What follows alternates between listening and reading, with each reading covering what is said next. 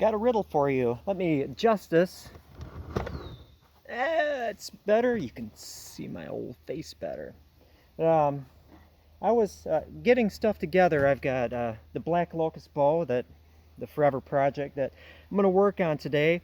Employee called in, had other stuff to do apparently, so I'm here checking in cars by myself, and then the brakes I have, because everything is in good shape, working on some bows just to do something different. So I've got the black locust bow, and then next on deck is the hard maple sinew backed commission bow I've been commissioned to do.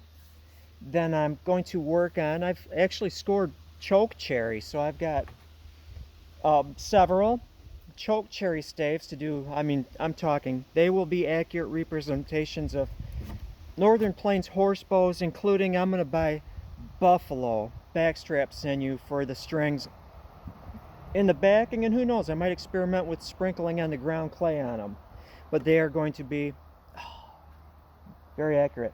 Well, when I was going through my pole barn, I've had this forever.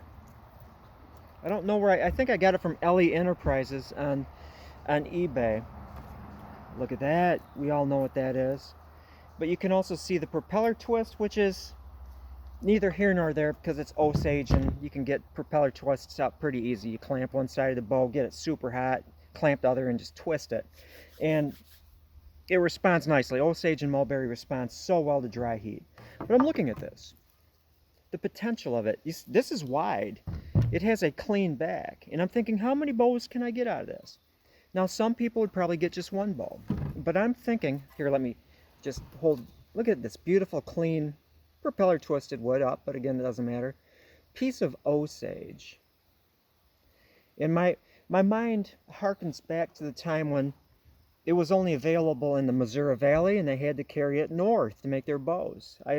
From what I understand, the Blackfeet, way north, primarily favored this stuff, and they had to be trucked up. And so this was a precious commodity. It's heavy, you know, and from the Missouri Valley to the northern reaches of our country, it's a long haul. That's a lot of trucking.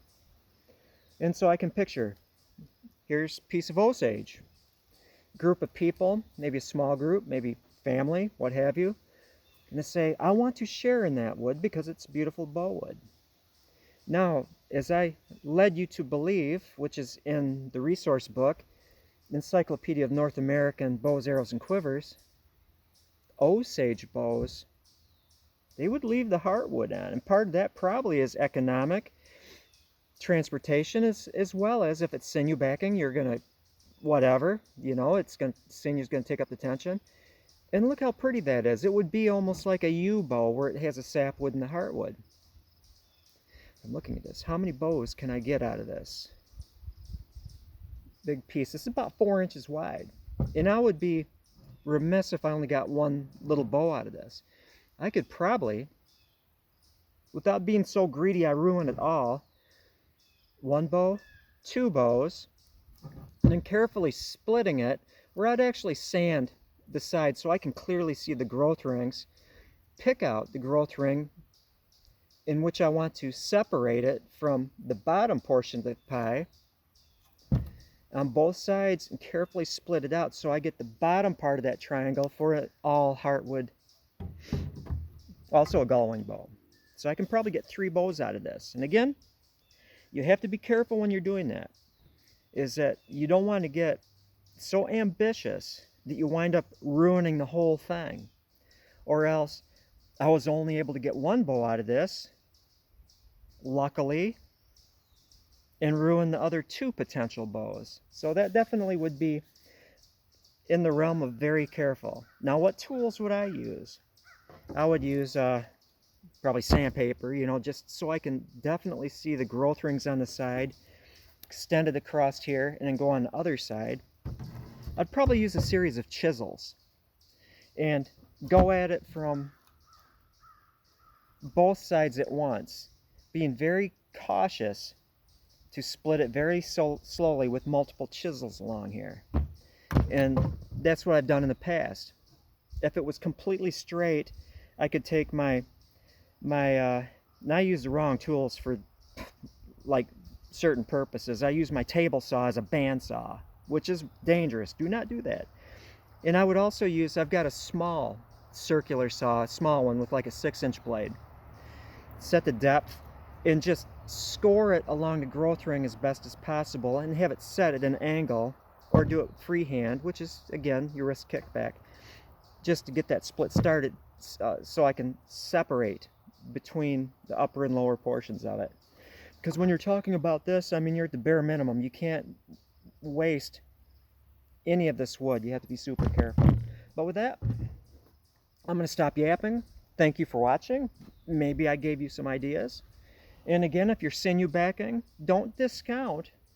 And it's all an experiment. I am not guaranteeing your success. Using the sapwood also, and I work this down to basically one growth ring in sapwood, as well as the heartwood and Osage to get that combination.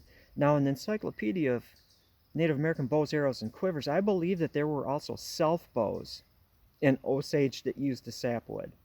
Might not be as strong in compression as the heartwood, but it's possible if it's good solid wood.